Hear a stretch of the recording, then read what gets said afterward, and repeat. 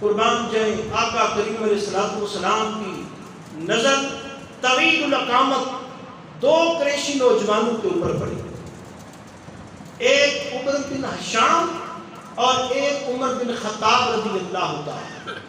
ایک ابو جہل تھا اور ایک فاروق اعظم حضرت عمر فاروق رضی اللہ تعالی۔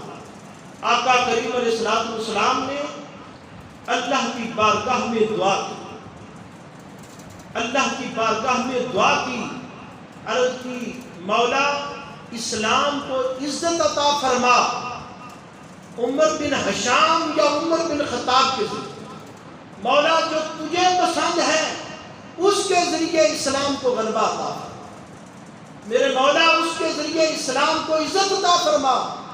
تو آقا کریم علیہ الصلوۃ والسلام کی وہ دعا قبول ہوئی تو سیدنا فاروق اعظم رضی اللہ تعالی عنہ آپ نے اسلام قبول کر لیا، آپ نے اسلام قبول کر لیا۔